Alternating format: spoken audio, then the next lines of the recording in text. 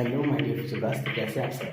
आज हम स्टार्ट करने वाले हैं कल जो हमने टॉपिक किया था उसके आगे कोऑर्डिनेशन कंपाउंड के आगे, जो कि आज बहुत इंपॉर्टेंट थ्योरी होने वाली है। वो है वैलेंस बॉन्ड थ्योरी, जिसको हम शॉर्ट में कहते हैं वीबीटी। सो वीबीटी से एक क्वेश्चन डेफिनेटली आपका एग्जामिनेशन में डेफिनेटली आएगा, बोर्ड एग्जामिनेशन में। ये जेई के लिए भी इंपॉर्टेंट है और नीट के लिए भी बहुत इंपॉर्टेंट टॉपिक है। सो स्टार्ट करते हैं अपनी वैलेंस बॉन्ड थ्योरी। देखिए कुछ एग्जांपल से हम पहले समझने की कोशिश करेंगे कि वीबीटी हमें बताना क्या चाहती है। सो वीबीटी हमें बताना चाहती है, वीबीटी हमें कहती है कि कोई अगर हाइब्रिडेशन, अगर हमने कोई कोऑर्डिनेशन कंपाउंड लिखा हुआ है तो उसकी ज्योमेट्री कैसी होगी। सो फर्स्ट नंबर पे हम लिखेंगे उसकी ज्योमेट्री, हमें उसकी ज्योमेट्री के बारे में पता चलेगा।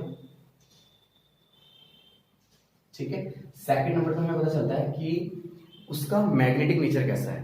ठीक है, वो पैरामैग्नेटिक है, डाई है, फेरो है। ठीक है, हमें पता चलता है उसके मैग्नेटिक नेचर के बारे में, मैग्नेटिक नेचर के बारे में। ठीक है, थर्ड नंबर पर हमें पता चलता है उसके अनपेयर इलेक्ट्रॉन्स के बारे में, कितने अनपेयर इलेक्ट्रॉन्स उसमें हैं प्रेजेंट। और अनपेयर इलेक्ट्रॉन्स जो आप कैलकुलेट कर सकते हैं वो निकाल सकते हैं मैग्नेटिक मोमेंटम उसका, म्यू, इसको हम कहते हैं मैग्नेटिक मोमेंटम, जिसके फॉर्मूला होता है आपका n+2 रूट के अंदर। ठीक है, where n is the unpaired electron. So अगर आपको कोई पूछ रहा है कि वीबीटी का इंपॉर्टेंस क्या है, वीबीटी कहाँ यूज होती है, वीबीटी हम क्यों यूज करते हैं बच्चों। सो वीबीटी का जो मेन यूज होता है वो होता है ज्योमेट्री पता लगाने के लिए। अब आप सोचोगे सर ज्योमेट्री क्या होती है। So geometry is the basis of hybridisation, hybridisation पे बेस्ड होती है। सो हाइब्रिडाइजेशन में कैसे बेस्ड होती है, आप यहाँ समझने की कोशिश कीजिए। पास आता है कि उसका ज्योमेट्री कैसी होगी और उसका हाइब्रिडाइजेशन अगर क्या है तो पहले से समझिए आप कि यहाँ जगह इसकी ज्योमेट्री और यहाँ जगह इसका हाइब्रिडाइजेशन। और देखिए किस तरह से हम इसको याद रखेंगे। अगर एस पी आपके पास है तो याद रखिएगा ये लीनियर है, ये आपके ऑर्बिट इनऑर्बिट दोनों में इंपॉर्टेंट है, इसलिए इसको ध्यान समझिए। जैसे sp2 बोला है आपको, सो sp2 का मतलब होता है ट्राइगोनल, क्या होता है ट्राइगोनल। फिर sp3 अगर आपका आ जाता है तो ये हो जाता है टेट्राहेड्रल, टेट्राहेड्रल। ठीक है, इस तरीके से अगर आपके पास आ जाता है sp3 या dsp2 तो इसको कहते हैं स्क्वायर प्लैनर, स्क्वायर प्लैनर। ठीक है, और अगर आपके पास आ जाता है sp3 और d, सो ये जगह ट्राइगोनल बाय पिरामिडल। और अगर इसके अलावा आपका लिखा है sp3d2, ये रहता है आपका ऑक्टाहेड्रल। और अगर आपका लिखा है sd2sp3,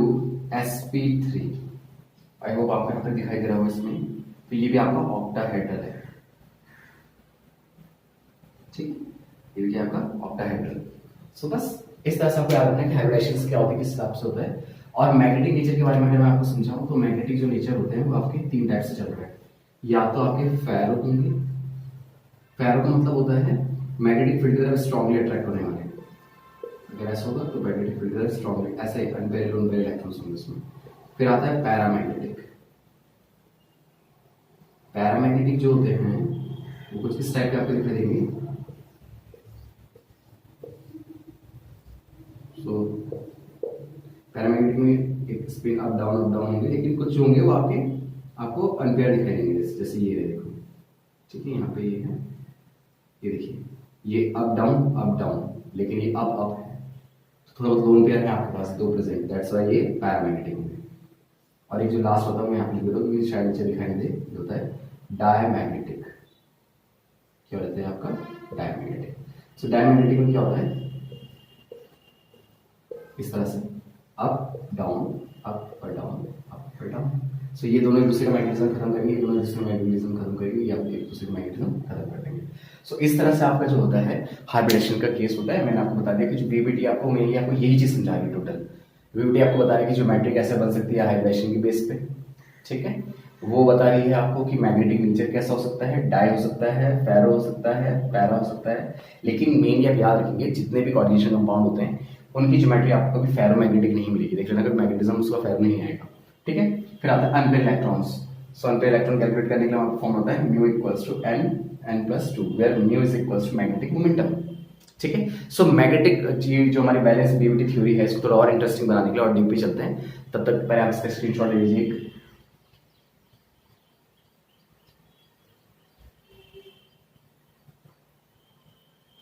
ओके, आई होप आपने स्क्रीनशॉट ले लिया होगा। चलिए, तो आप कुछ न्यूमेरिकल मतलब कुछ क्वेश्चंस करेंगे जिसमें हम ये सारी चीज़ें कैलकुलेट करेंगे और तब आपको बहुत अच्छे से समझ में आएगा कि हम आपको क्या एक्सप्लेन करना चाह रहे हैं। बट इस बात की भी श्योरिटी है आपको कि जब आप इस चैनल से पढ़ रहे हैं तो आपको भी वीडियो आपका 101% क्लियर होगा, ये मेरी गारंटी है। ठीक है, सो बस अब आपको कुछ बेसिक से पॉइंट याद रखने हैं। जैसे कि मैं आपको बताऊं, यहाँ पे बोर्ड पर आप देख रहे होंगे कुछ चीज़ लिखी हुई है पहले से, जिसमें आप देख रहे हैं कि weak field ligand, strong field ligand, ये क्या होता है। अगर आपको बोला जाए वीक फील्ड लिगेंड, ऐसे लिगेंड जो पेयर नहीं बना पाएंगे, पेयर फॉर्मेशन नहीं कर पाएंगे। स्ट्रॉन्ग फील्ड लिगेंड जो पेयर फॉर्मेशन करते हैं, पेयर ऑफ इलेक्ट्रॉन्स, ये आराम से कर लेते हैं, ये नहीं कर पाते पेयर ऑफ इलेक्ट्रॉन्स। ठीक है, सो चलिए विदाउट वेस्ट ऑफ टाइम हम वो करते हैं कि कोई एग्जांपल लेके चल रहे हैं इनका। ठीक है, तो सबसे पहले मैं लेके चल रहा हूँ CONH3 का होल 6, यहाँ लेते हैं 3 पॉजिटिव। ठीक है, सो फर्स्ट क्वेश्चन हम उठाया जिसमें हम इसकी ज्योमेट्री बताएंगे, हम बताएंगे इसका मैग्नेटिक नेचर, हम बताएंगे इसमें मैग्नेटिक मोमेंटम यानी कि लोन पेयर इलेक्ट्रॉन्स कितने होते हैं। ठीक है, आई होप यू अंडरस्टैंड, आपको सब समझ में आएगा, गारंटेड है। चलिए, तो सबसे पहले स्टार्ट करते हैं CO से। CO is 27 cobalt, 1s2 2s2 2p6 3s2 3p6 4s2 3d, देखिए 10 20 27। So this is known as ground state, इसको हम ग्राउंड स्टेट के नाम से जानते हैं।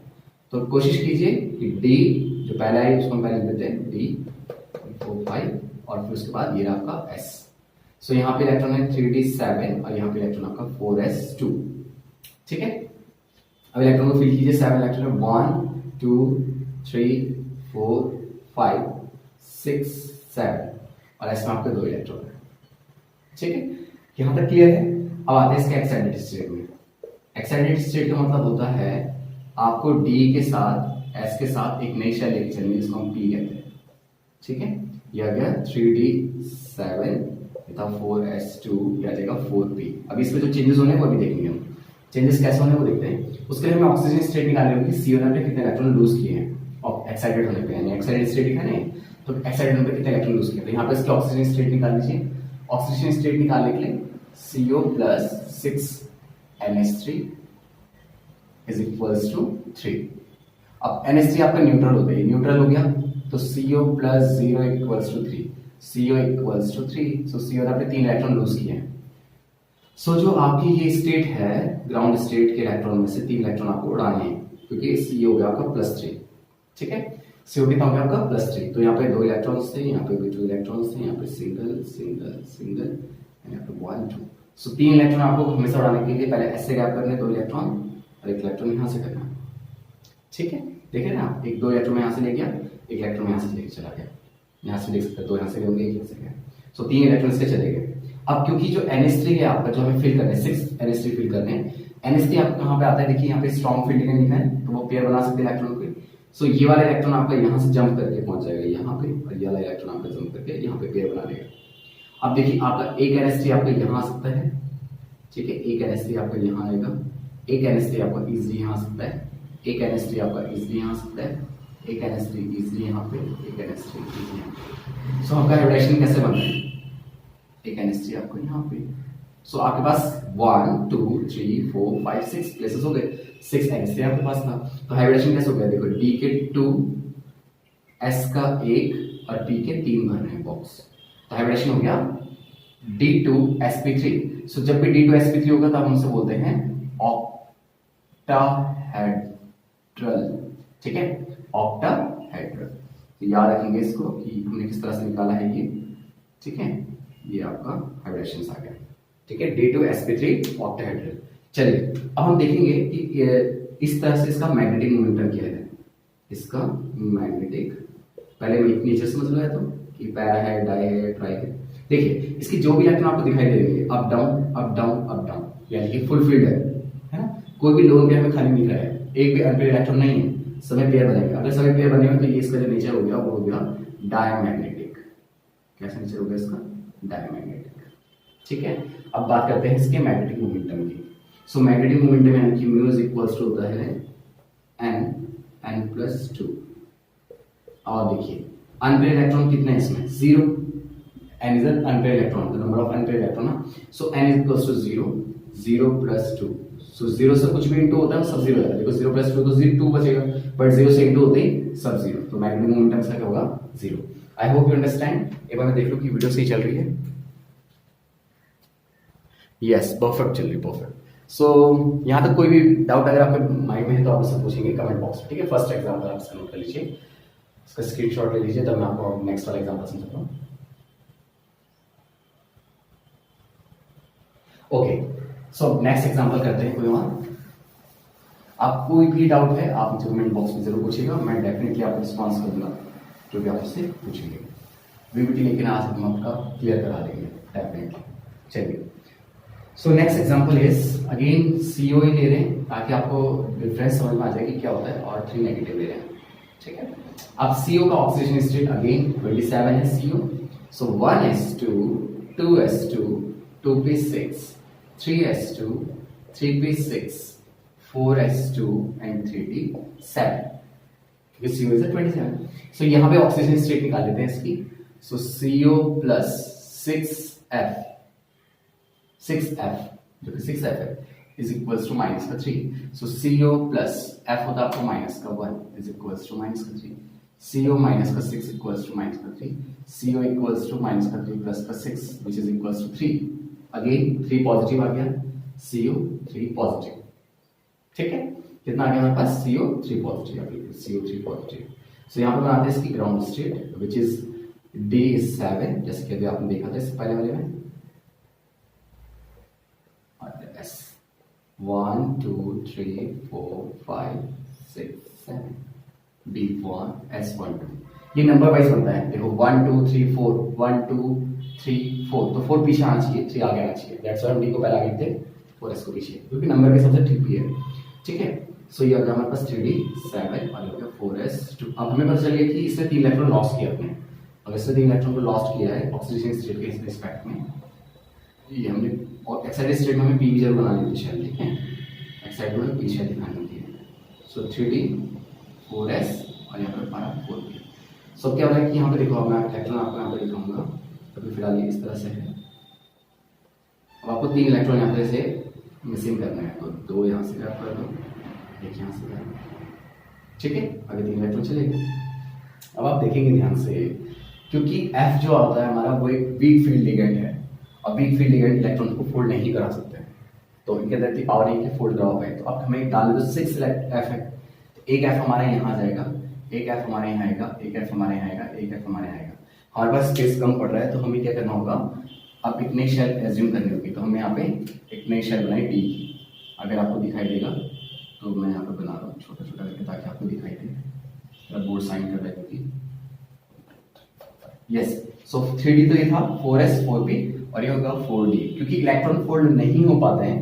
S के F जो होता है आपका वीक फील्ड है, तो वीक फील्ड इलेक्ट्रॉन को पेयर नहीं बना सकता है। तो आपके पास F तो 6 थे, तो 1 2 3 4 तो हम यहाँ कवर कर दिए, 4 5th हम यहाँ कवर करते हैं, 6th वाला हम यहाँ कवर कर लेते हैं। इस हिसाब से अगर हम देखेंगे, तो हमारा हाइब्रिडेशन ऐसा है, S P के 3 और D के 2, अगेन है तो ऑक्टाहेड्रली है, बट अब की बात क्या अलग है मैं आपको दिखाऊं। तो अब की बार अगर आप मैग्नेटिक नेचर देखेंगे, मैग्नेटिक नेचर विच इज क्या है, इसमें 1 2 3 4 लोन पेयर इलेक्ट्रॉन्स है, 4 लोन पेयर इलेक्ट्रॉन्स है, इसलिए पैरामैग्नेटिक है। कैसा हो जाएगा ये, पैरामैग्नेटिक, ठीक है। आई होप यू अंडरस्टैंड कैसे हो रहा है, ठीक है। अब निकालते इसका मैग्नेटिक मोमेंटम में, सो मेरे को फॉर्म होता है n+2। सो n में n यहाँ कितने लोन पेयर इलेक्ट्रॉन, 1 2 3 4 4 + 2 4 to 6 6 4 सा 20। So magnetic momentum is 24। I hope you understand, आपको समझ में आ रहा होगा। ये दूसरा एग्जांपल हमने किया है ऑक्टाहेड्रली, बट ये आपका पैरामैग्नेटिक है और इसका मैग्नेटिक मोमेंटम कुछ आया है। सो जो इंपॉर्टेंट कॉन्सेप्ट था वो ये था कि स्ट्रॉन्ग फील्ड लिगेंड कौन होता है, वीक फील्ड लिगेंड कौन होता है। इसका भी आप एक स्क्रीनशॉट ले लीजिए, तब इसको और आगे कंटिन्यू करते हैं, ठीक है बच्चों। यस, वीडियो अच्छी बन रही है।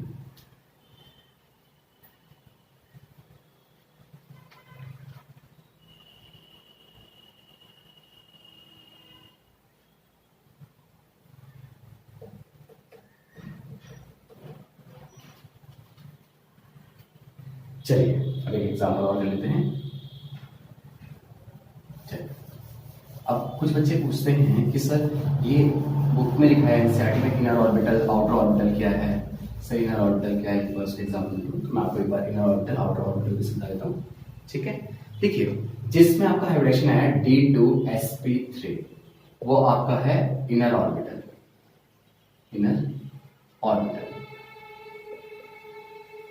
ठीक है, इनर ऑर्बिटल, इसका स्पिन हमेशा लो स्पिन होगा। इनर ऑर्बिटल का इनर ऑर्बिटल का जो स्पिन होगा वो लो स्पिन होता है। अब अगर आपके पास है sp3d2 वो आपका कैसा होगा, आउटर ऑर्बिटल, आउटर ऑर्बिटल होगा, लेकिन इसका जो स्पिन होगा वो कैसा होगा, हाई स्पिन होगा, हाई स्पिन। ठीक है, तो बच्चों के दिमाग में ये भी कंफ्यूजन होगा कि सर हमें इनर ऑर्बिटल नहीं समझ में आ रहा, कौन सा है आउटर नहीं समझ में आ रहा। तो दो एग्जांपल मैंने आपको कराया जिसमें CONH3 का होल 6, इसका एग्जांपल अगर आपको चाहिए, अभी हमने लिखा था CONH3 का होल 6 और यहाँ पे लिखा था 3 पॉजिटिव, ये हो गया आपका इनर ऑर्बिटल का एग्जांपल। और आउटर ऑर्बिटल का एग्जांपल कौन हो गया, COF6, अब लिखा था 3 नेगेटिव, ये हो गया आपका आउटर ऑर्बिटल का एग्जांपल। सो ये भी बहुत इजी है, वीबीटी के हम इनर आउटर ऑर्बिटल का भी एक्सप्लेनेशंस दे सकते हैं। ठीक है, चलिए अभी और एक दो एग्जांपल और कर रहे हैं, पहले इसको नोट डाउन कीजिए।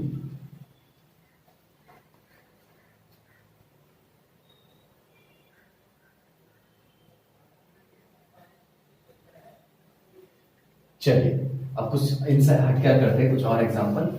ठीक है, बहुत इजी है, ऐसा नहीं कि बहुत टफ है, बहुत ही इजी है। देखिए अब हम करते हैं NiCN का होल 4 2 नेगेटिव इसके लिए। ठीक है, सो निकल is 28, Ni is 28, so 1s2 2s2 2p6 3s2 3p6 4s2 3d8। ठीक है, इस तरह से हो गए कंडीशंस। अब इसकी जो ग्राउंड स्टेट है अगर मैं आपको दिखाऊं तो कुछ इस तरह का है, D इस तरह से, S, ठीक है, you get 3d8 and 4s2 1 2 3 4 5 6 7 8 and S के 1 2। ठीक है, कुछ इस तरीके से। अब इसमें एक्साइटेड स्टेट आएगी, एक्साइटेड स्टेट का मतलब निकल के यहाँ पे ऑक्सीजन स्टेट कितनी है, तो यहाँ पे निकालना ऑक्सीजन स्टेट। ठीक है, कैसे निकालेंगे, देखिए so nickel plus 4Cn is equals to minus का 2, निकल प्लस 4 माइनस का 1 इज इक्वल्स टू माइनस का 2, निकल इज इक्वल्स टू माइनस का 4 तो प्लस में जाएगा, माइनस का 2 प्लस का 4, सो निकल की जो ऑक्सीजन स्टेट आगे वो आगे प्लस 2। ठीक है, वैसे मेटल के हमेशा सेंटर मेटल के हमेशा प्लस में आते हैं, नेगेटिव कभी नहीं आती। सो निकल यहाँ पे प्लस का 2 आ गया, इसका मतलब मैं लिखूंगा Ni2 पॉजिटिव, ये इसकी एक्साइटेड स्टेट होगी। चलिए ये D है, उसके इलेक्ट्रॉन पे जो थे ये 4s है, यहाँ पे क्या बनाएंगे, हमने कहा था आपको 4p बनाएंगे, तो यहाँ पे 1 2 3 4 5 6 1 2 3 4। सो हमें कितने इलेक्ट्रॉन उड़ाने हैं मैं आपको पहले बता दूं कि ऑक्सीजन स्टेट क्योंकि 2 है तो हम 2 इलेक्ट्रॉन यहाँ से गायब करेंगे।